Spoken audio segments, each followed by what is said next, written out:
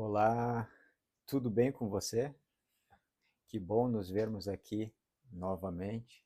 Seja muito bem-vinda, seja muito bem-vindo, você que está chegando agora ao canal.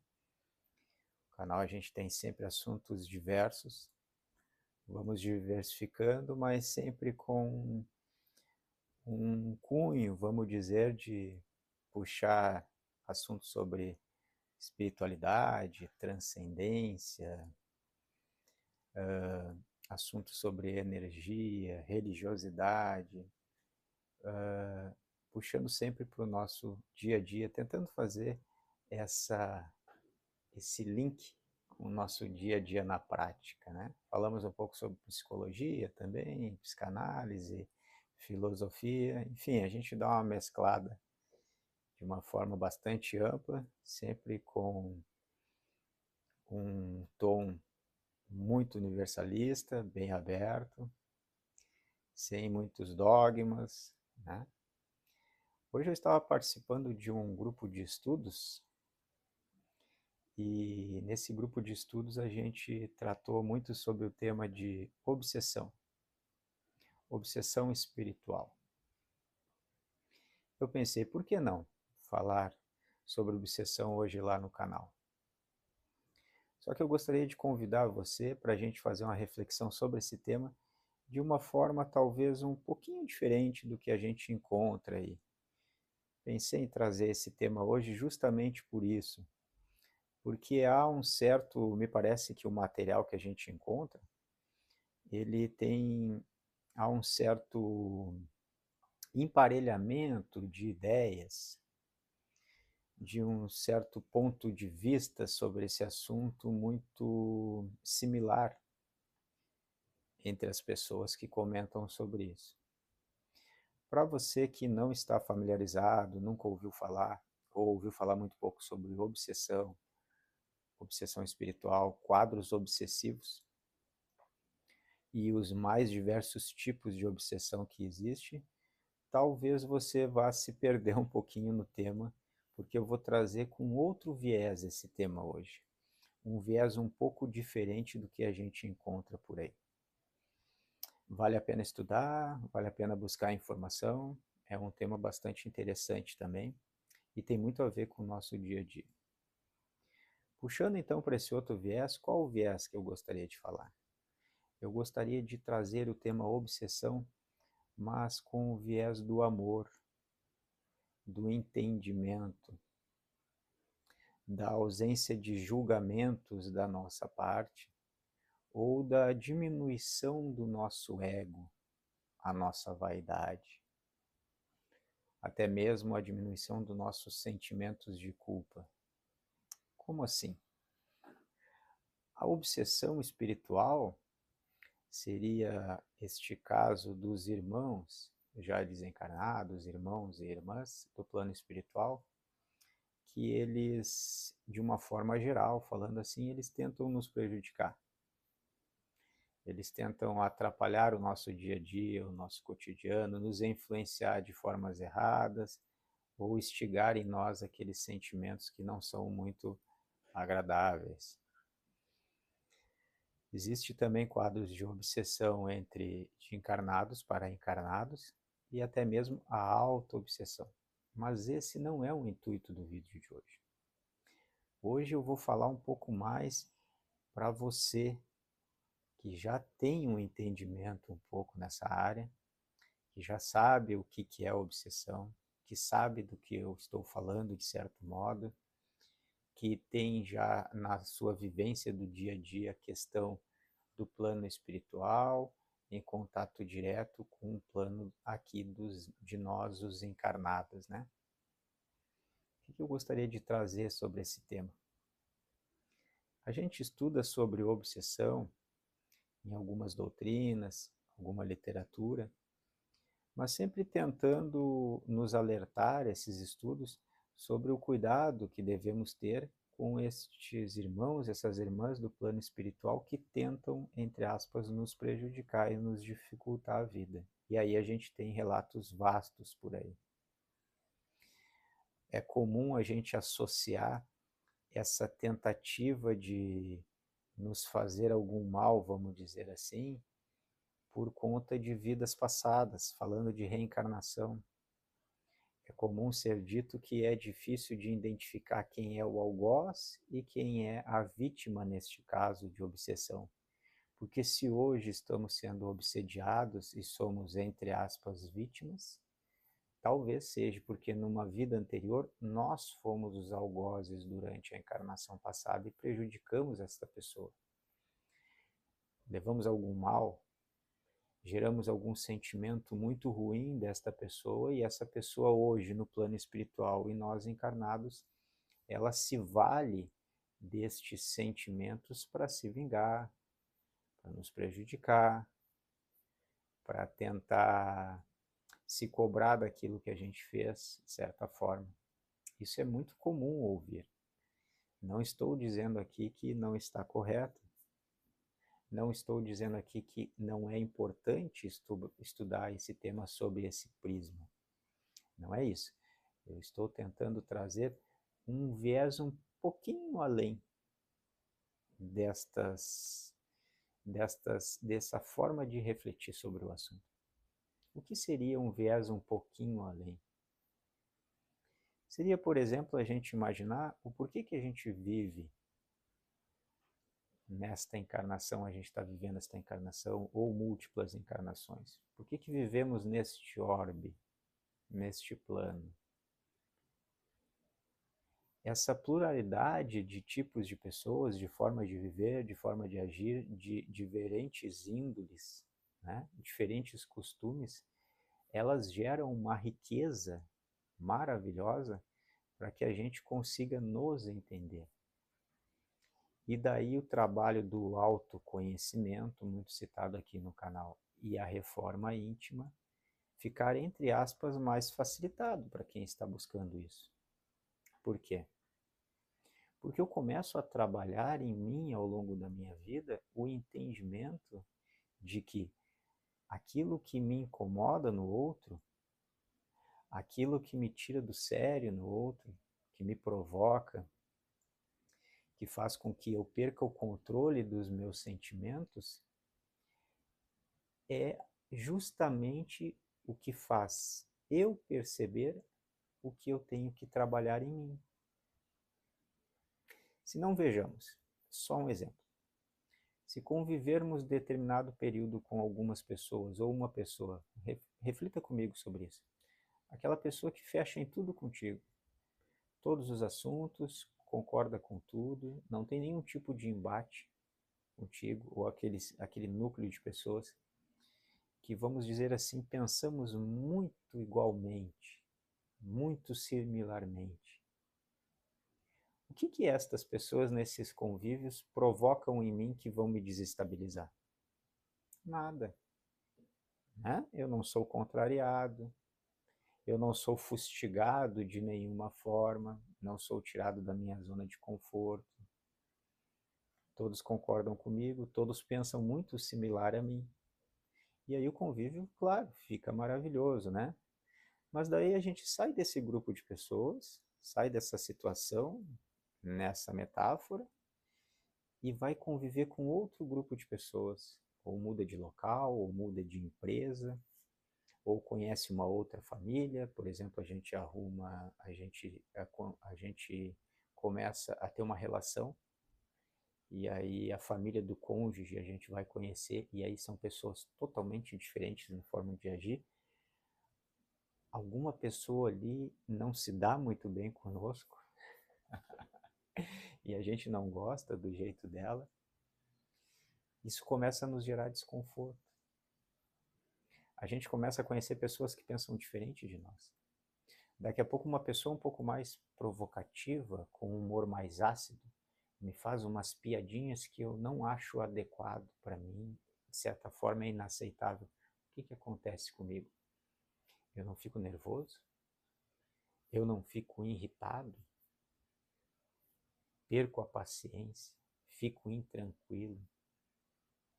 Ou vejo atitudes de algumas dessas outras pessoas e no meu julgamento que eu penso que são erradas, que não é uma conduta adequada, que de repente aquele outro trata a esposa ou o esposo de uma forma que eu não concordo, que a forma com que ele cria os filhos deles não é o jeito que eu crio os meus. Enfim, diversas possibilidades. Mas o que eu quero dizer com isso é o seguinte: imagine-se nessas situações, o que acontece com a gente? De certa forma, a gente é provocado internamente. Dependendo do nosso perfil, em alguns momentos, a gente perde a linha, perde o controle. Vamos dizer, se irrita, ou fica nervoso, ou fica brabo, ou passa a não gostar daquela pessoa, nutre uma antipatia por aquela pessoa, ou por julgar o jeito daquela pessoa, eu começo a falar dela para outras dentro da minha família, pratico da maledicência, apontando o dedo e julgando e falando. Veja que essa situação de sair da zona de conforto me desequilibrou. E aí está o ponto de aprendizado. Se eu conseguir sair do meu ego e olhar para mim como eu estou reagindo e como eu estou me sentindo com relação a essas situações, eu posso começar a trabalhar isso em mim. Por exemplo, se eu perco a tranquilidade, perco a calma por causa daquelas piadinhas mais ácidas que eu acho inadequado, eu posso trabalhar isso em mim. Trabalhar a minha tranquilidade, a minha calma, a minha harmonia, a minha paz interna. Então, o conviver com o outro, que é diferente de mim, me serve como uma riqueza de possibilidades de que eu me trabalhe, eu me desenvolva, eu expanda a minha consciência de mim mesmo, eu trabalho o meu autoconhecimento e a minha reforma íntima. Partindo dessa linha de raciocínio e entendendo que não é sobre o outro, é sobre mim. Eu não tenho que mudar o mundo ou as outras pessoas ou as formas delas serem. Eu tenho que mudar a minha forma de ser, a minha forma de ver o mundo e as pessoas e as situações, a minha forma de reagir com o que tudo isso que o mundo e as pessoas me trazem. Aí é que está a questão. Por isso, reforma íntima, expansão da consciência de mim mesmo. Aí falando daqui, deste plano, né? Não estou nem falando do plano espiritual. Mas seguido este raciocínio, a gente pode começar a trabalhar o nosso amor pelo outro, a nossa diminuição dos nossos julgamentos, julgar menos, entender que ele é alguém que é diferente a forma de agir do que eu,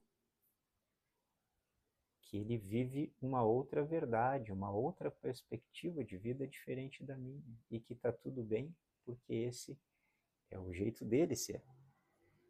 Então, ao invés de eu ficar julgando, condenando, eu tentar exercitar mais o meu amor por ele.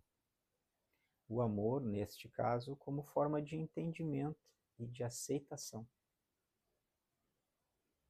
Isso eu começo a trazer para mim também, a entender que eu também estou num processo e que, assim como o outro é diferente de mim, eu sou diferente das outras pessoas, do mundo como um todo, mas principalmente eu sou diferente de quem eu era há algum tempo atrás. Eu já não sou mais a pessoa que eu fui na minha adolescência, na entrada da minha vida adulta. Eu não sou mais a mesma pessoa que 10 anos atrás, por exemplo.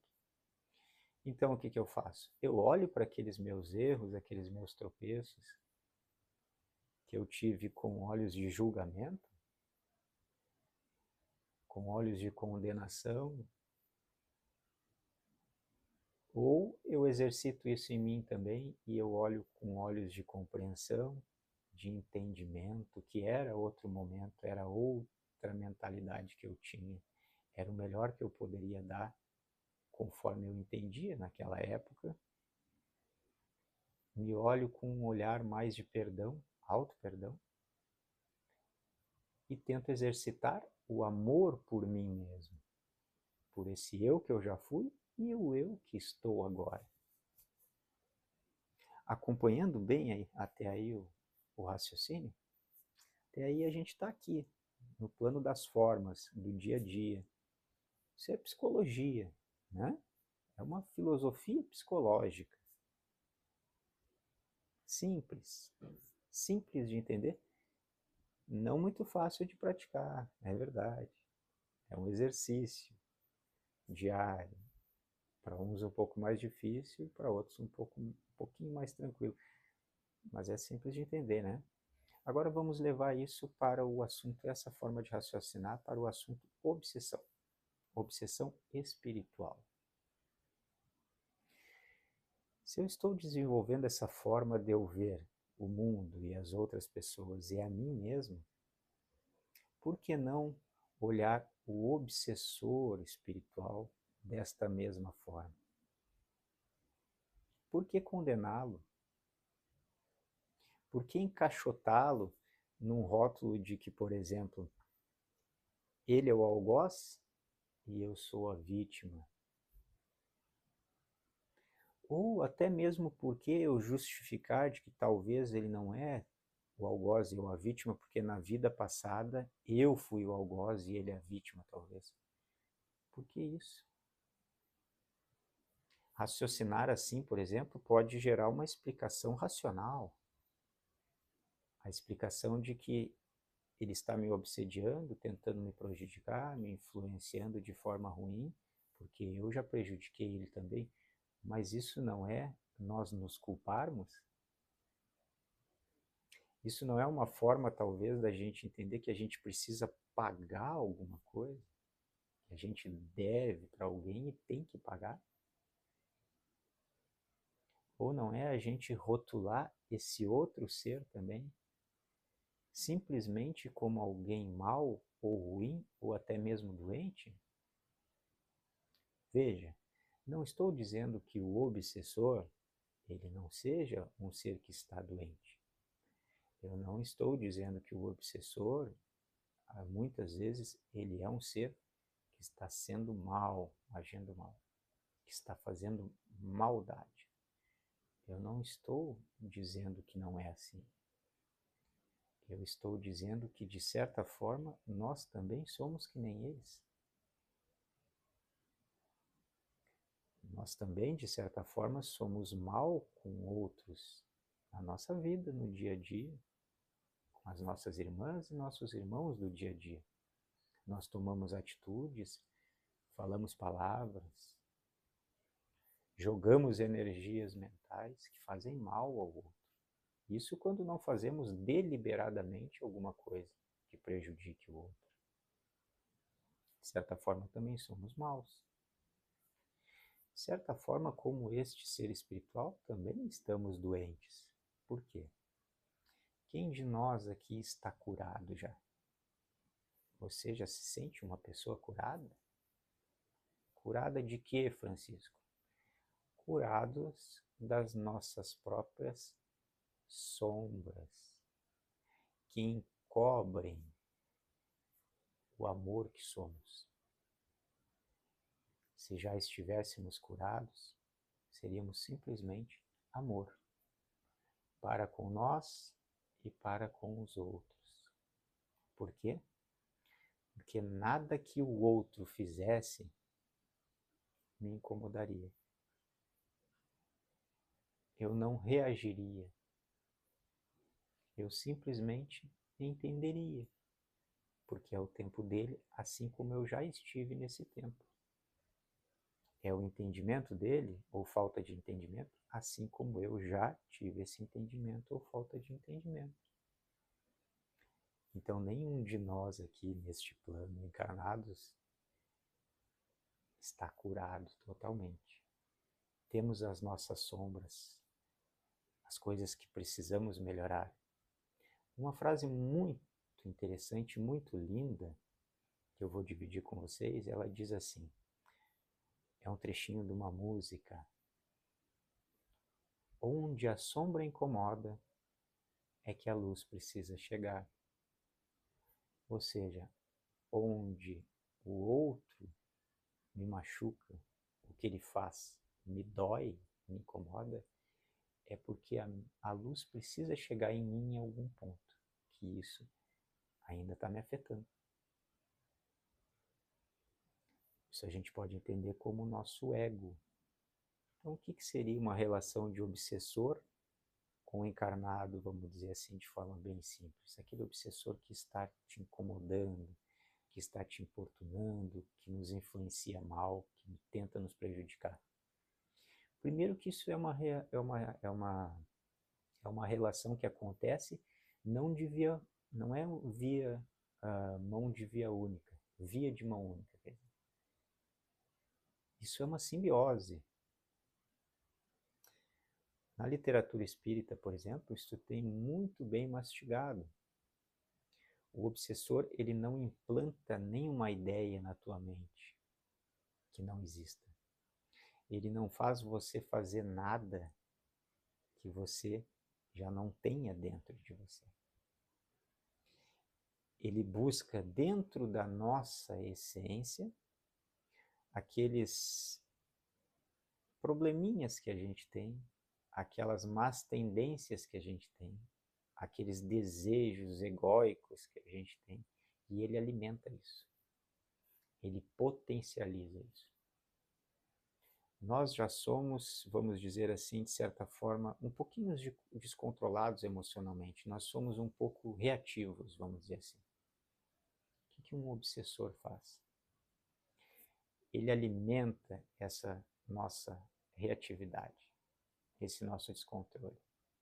Aí, às vezes, alguém nos diz uma frase que nos faz mal, a gente explode. Alguém nos fecha no trânsito, a gente explode, revida, vai atrás. A gente ouve algo que nos contraria, a gente já na hora tem que externar. É assim que funciona. Então não é uma via de mão única. Para começar, é uma via de mão dupla. Então, se é uma via de mão dupla, não somos totalmente inocentes nessa história porque não estamos 100% curados, vamos dizer assim, a gente não precisa ficar caindo em culpa também. E ficarmos nos martirizando ou nos chicoteando. Não, seguimos no nosso trabalho de autoconhecimento, de reforma íntima, de diminuição do nosso julgamento, de diminuição do nosso ego, da nossa vaidade, de trabalharmos os nossos sentimentos, de colocarmos mais amor nas coisas.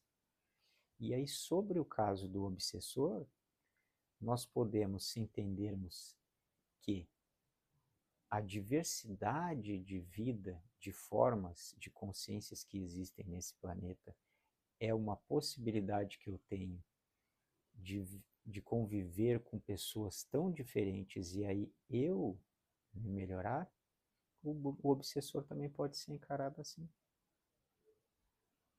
Por quê?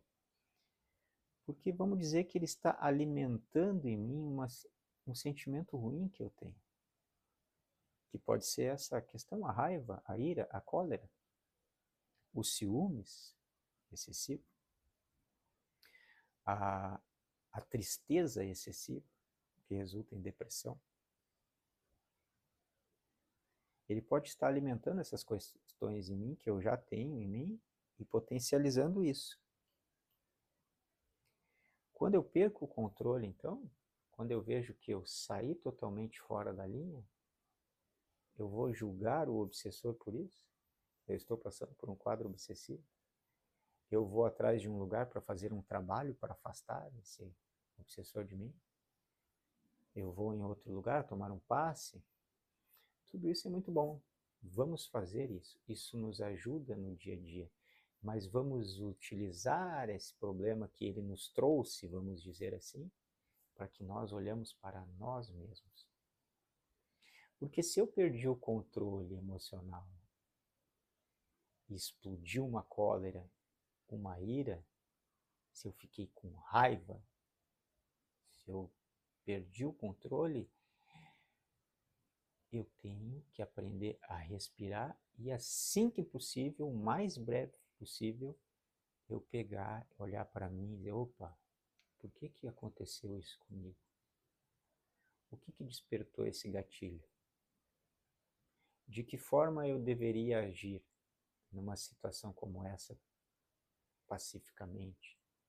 O que eu deveria fazer para que eu estivesse agindo de forma harmonicamente, com o entendimento de mim mesmo? Se a gente começar a fazer isso, pegar essas rompantes que a gente tem, esses desequilíbrios, essas coisas, entre aspas, agora eu vou botar entre aspas, ruins que acontecem conosco no nosso dia a dia, se a gente pegar isso como oportunidade de aprendizado, não teremos outra coisa senão agradecermos ao Criador por podermos conviver de perto com os nossos obsessores. Não teremos outra escolha senão pensar sobre essa questão com amor aos nossos obsessores, porque eles estariam sendo ou estão sendo instrumentos de demonstração para nós do que a gente tem que trabalhar em nós mesmos. Não me interprete mal, eu não estou dizendo que é maravilhoso ter uma obsessão. Não estou aqui fugindo de que existem casos muito difíceis e complexos. Mas, de novo, realmente é sobre o mundo, sobre as outras pessoas, as questões da vida? Ou será que é mais da forma como eu vejo as pessoas? Ou eu vejo as questões da vida que chegam para mim? Será que é sobre o que é a vida para mim? Ou o que foi a vida para mim? Ou será que é sobre qual significado eu dou ou de que forma eu vejo a vida que se apresentou para mim?